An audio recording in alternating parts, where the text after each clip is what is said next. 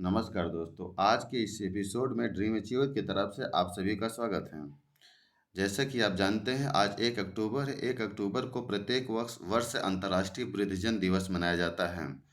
तो 1 अक्टूबर को प्रत्येक वर्ष अंतर्राष्ट्रीय वृद्धजन दिवस मनाया जाता है। तो इस वृद्धजन दिवस पर संयुक्त राष्ट्र महासचिव एंटोनियो गुटेरेस का कहना है, वृद्ध व्यक्ति ज्ञान और अनुभव के अमूल स्रोत हैं और उनके पास शांति, सतत विकास और हमारे ग्रह की सुरक्षा में योगदान करने के लिए बहुत कुछ है। आइए देखते हैं वर्ष 2023 की थीम क्या है। वर्ष 2023 की थीम, ये आप देख रहे हैं, ये वर्ष 2023 की थीम है।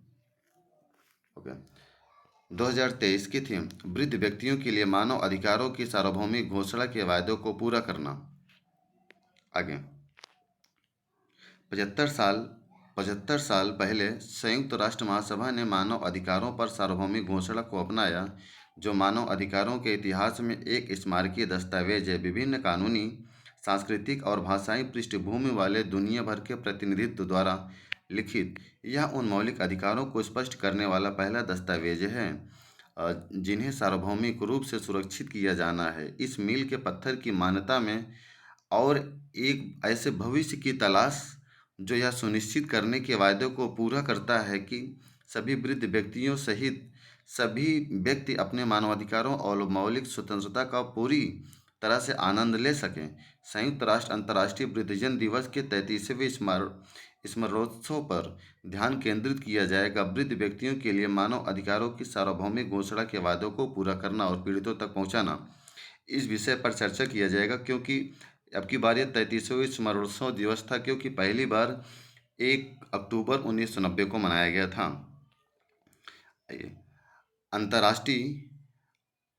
अंतर्राष्ट्रीय पीढ़ीगत एकजुटता के आसपास अंतर्राष्ट्रीय समुदायों के काम ने विभिन्न मंचों के माध्यम से बार बार प्रदर्शित किया कि अंतरपीढ़ीगत समाधान जो भागीदारी, जवाबदेही और गैर भेदभाव और समानता, सशक्तिकरण और वैधता के मानवाधिकार सिद्धांतों पर आधारित निर्देश होते हैं, जो फिर से जागृत करने में योगदान दे सकती है।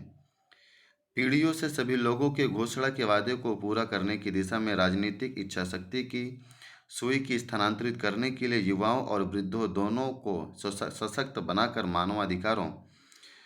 मानवाधिकारों की सार्वभौमिक घोषणा की विरासत प्रासंगिक और सक्रियता मानी जाती है। आइए, इसका उद्देश्य रहा मानवाधिकारों की सार्वभौमिक घोषणा के बारे में वैश्विक ज्ञान, जागरूकता बढ़ाना और दुनिया भर में वृद्ध व्यक्तियों की वर्तमान और भावी पीढ़ियों के मानवाधिकारों की सुरक्षा को मजबूत करने के लिए। उसके आगे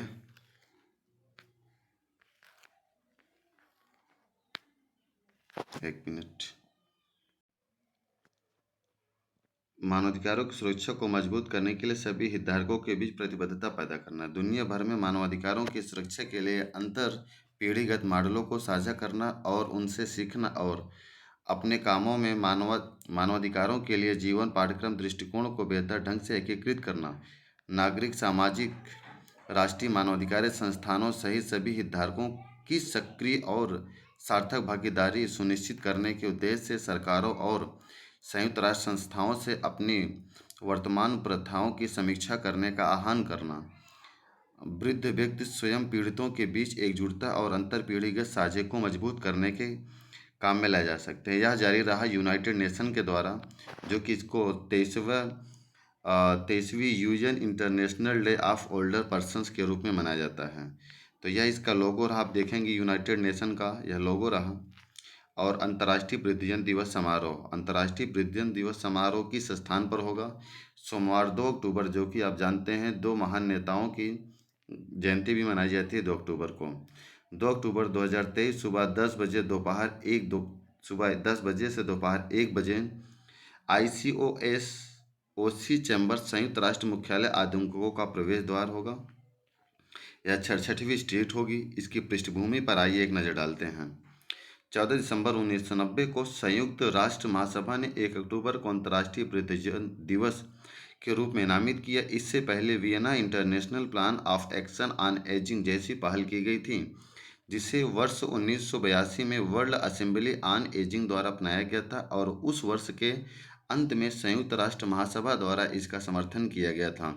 1991 में महासभा ने वृद्ध व्यक्तियों के लिए संयुक्त राष्ट्र के सिद्धांतों को अपनाया। 2002 में उम्र बढ़ने पर द्वितीय विश्व सभा ने 21वीं सदी में जनसंख्या की उम्र बढ़ने के अवसरों और चुनौतियों का जवाब देने और सभी उम्र के लोगों के लिए एक समाज के विकास को बढ़ावा देने के लिए Madrid international plan of action on joining को अपनाया। तो ये देखिए बस वृद्ध लोगों की संख्या लगभग, वृद्ध लोग किसे मानते हैं, 65 वर्ष या उससे अधिक लोगों के लिए वृद्ध व्यक्ति माना जाता है। 1990 में लगभग 260 मिलियन से 3 गुना बढ़कर 2021 में 761 मिलियन हो गई। 2021 और 2020 के बीच वृद्ध आबादी का वैश्विक हिस्सा 10% से कम से बढ़कर 10% से अधिक होने का अनुमान है, लगभग 17%। तो अगर यहाँ तक समझ में आया हो, यदि आपको यह जानकारी अच्छी लगी हो तो आगे like, subscribe, share and comment जरूर बताएं।